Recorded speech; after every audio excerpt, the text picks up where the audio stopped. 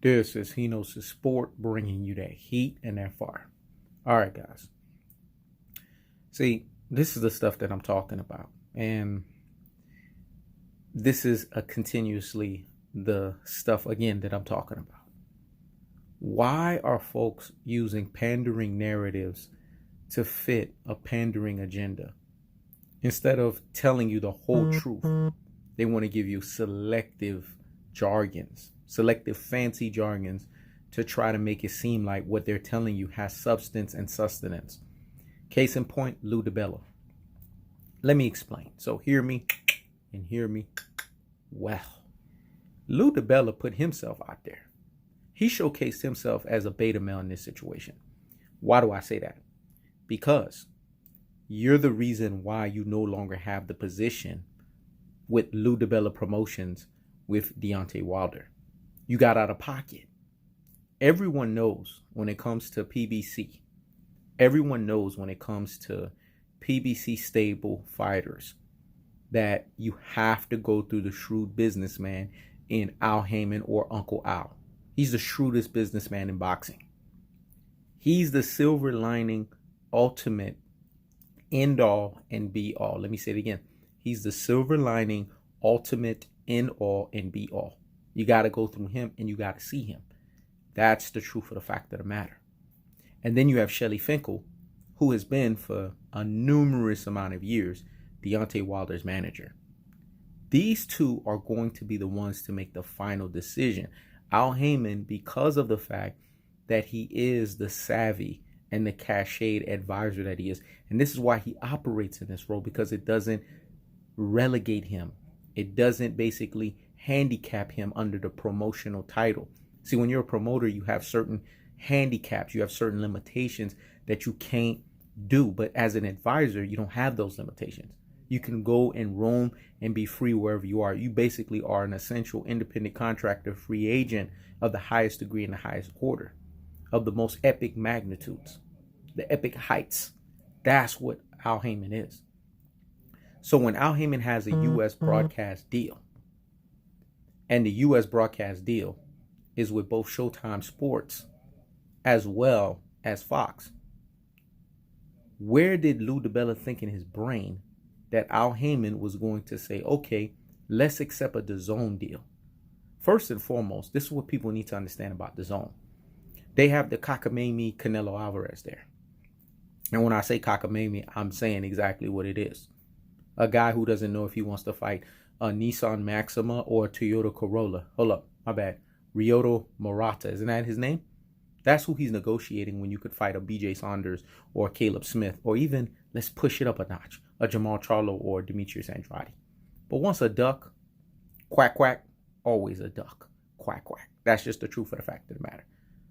Your supposed cash cow couldn't even fight prior to Jorge Masvidal versus Nate Diaz. He had to wait. Let me say it again. He had to wait until that MMA fight was done with in order for him to then turn around and be able to have a fight against Sergey Kovalev. Anybody in their right mind, if you were to ask them, a Canelo Alvarez and a Sergey Kovalev fight, would it take a backseat to a Jorge Masvidal and Nate Diaz? And you know what people will tell you? Heck no. That should never happen. But this is what we're talking about.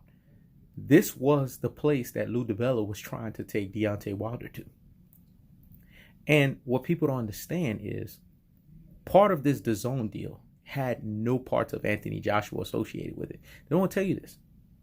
They put some fancy jargon up to say, oh yeah, you're going to fight Anthony Joshua. Lip service. But in the actual contract itself, the Anthony Joshua's name wasn't even mentioned. This is why Deontay Wilder and them, when he went around trying to entertain all of these different deals, he was like, no, we're not going to do this. But Al Heyman, because he's a businessman, he actually said, you know what? Let's give ear to this and let's see if the BS is what it is, the BS. And he came back and confirmed that it was the BS. But see, it wasn't Al Heyman that was putting out the BS. It was DiBella. DiBella made a bold move. He made a calculated error And in his erroneous ways, he was trying to make a boss move. But here's the problem when you try to make a boss move. You have to make sure that all your T's and all your dots are crossed when you do something like this, because it can be an epic success or it can be an epic failure. This is where we go from calculated risk to calculated error. And DiBella had what we call calculated error. He should have known better, especially dealing with shrewd people like Al Heyman and Shelly Finkel that's going to comb over everything and make sure everything makes sense. Like my boy Tom Ross TV say, if it don't make dollars, it don't make sense. Let me say it again. If it don't make dollars, it don't make sense. It didn't make dollars and it don't make sense. So to sit there and to utter a pandering narrative to say that Deontay Wilder ducked the deal, that tells me that you're pushing an agenda. It's called being part of the pandering narrative coalition. Because Deontay Wilder didn't duck no deal. First and foremost, he's not afraid of Anthony Joshua. Anthony Joshua is the high-pitched squeak mouse that wants to squeak in between Deontay Wilder's fights. He's the one that wants to squeak when Deontay Wilder is actually having a fight going on. But every time Deontay Wilder is free, ready, and available, he goes right into the mouth, into the hole that mouse is going to when they don't want to be seen or they're afraid of their predator. This is what mice do at their truest and their most prosperous levels. When they are afraid, they go into a hole and they hide. And sometimes a mice can hide there for months until they realize that it's free and clear that the prey is no longer there. That's Anthony Joshua. So if Deontay Wilder is not ducking him for a fight, then ask yourself this, because he knows the sport likes to state the most common sense and the most obvious. Why would he be ducking him for a deal? You know, what you find is a lot of UK platforms and a lot of UK AJ fanboys, the AJ fanboy slurpers, that is, you know what I'm saying?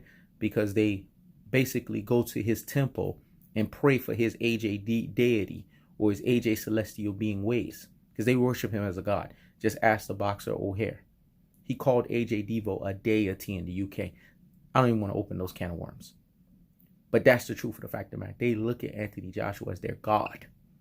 So this is why anytime on those ridiculous platforms, they're always going to say, yeah, Deontay Wilder duck $120 million.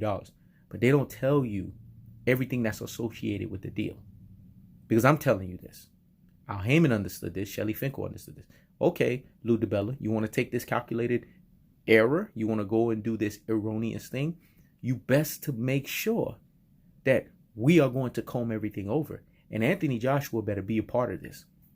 Here's the thing Eddie Hearn and Anthony Joshua doesn't want to tell you. They tried to pull the okie doke on Deontay Wilder, have him fight a long litany of fights in this supposed $20 million deal. But Anthony Joshua was nowhere to be found. So now Deontay Wilder was going to be stuck in a deal, get a flat rate, no back-end money, because DAZN cannot give you back-end money. Case in point, you guys saw my community post when I talked about Canelo Alvarez. He gets a flat fee of anywhere between $32 to $33 million. He's basically getting hoodwinked, bamboozled, and basically beguiled by Canelo Alvarez. Canelo Alvarez knows he's missing a few screws. So Canelo Alvarez is really stealing. He's robbing the bank literally from Canelo Alvarez. DAZN is as well too. When you're a starter streaming app, you don't have the cachet of pay-per-view to give people back-end money. You don't have that. So Canelo Alvarez should be making upwards to $100 million a fight. This means every time he fights, he's robbed of $60 million. He's robbed of $67 million. That's on him. That's him for not counting his money. But we all know Canelo Alvarez is a money maker and not a money generator. When you sit there and look at Deontay Wilder, you look at Gervonta Tank Davis, you look at Earl the True Spence, these guys are trending. These guys are buzzing upwards. This is why fight fans that prescribes to the Cinnamon Alvarez of the world, that prescribe to the Anthony Joshuas of the world, the Vasily Lomachenko's of the world, they can't stand these type of fighters. And you know why they can't stand these type of fighters? Because these fighters threaten the fiber of what their pandering narrative wants you to think that it is. So when someone tells you something, always go and read the totality of the story. When you look at DiBella, it's nice for him and it's interesting for him to say, yeah, you know, I got fired Why did I get fired for me basically doing my job as a promoter? You got fired because you went against the grain. Everyone knows that when you go against Al Heyman, you have to toe the freaking line, because he runs literally boxing when it comes to all of these guys. He has the biggest names. He has the lion's share of the networks, and he's the shrewdest businessman. So no one can come in there thinking they're the A side. You might as well just go ahead and accept your B side position, regardless of your role and regardless of your position. DiBella got out of pocket, and he thought that he could make a boss move that would have ultimately allowed him to push Deontay Wilder away from Al Heyman, and it backfired on him. That's really what it boils down to. That's why he's bickering, and that's why he's complaining as the B-side equation that he is. Y'all got to see this stuff for what it is. On my community post, I outlined the full detail of everything. The link is there. It's nice to sit here and say, oh, well, I tried to get them the DAZN deal, but also explain what happened. Al Heyman and Shelly Finkel was not having it. And you know why they weren't having it? Because you screwed up. Obviously, when they combed over the contract, they could see that Anthony Joshua's name was nowhere to be found. So basically, Deontay Wilder was going to be stuck on a contract, no back-end money, no financial independence, locked into how many X amount of fights. And you know how DAZN works. Once you're set to fight, you're set to fight, because Eddie Hearn will sue the life out of you. Yes, Matchroom Sports was going to sue the life out of Deontay Wilder, because the DAZN deal was going to be basically propped up under Matchroom Sports. And you think Deontay Wilder was stupid enough to basically put himself in that position? That's not called financial independence. It's not called financial freedom. And it's not called being an independent contractor. You know what that's called? That's called being a prisoner, and it's called being a slave. We know that Matchroom Sports is the modern day slave trade operation, the modern day indentured servitude.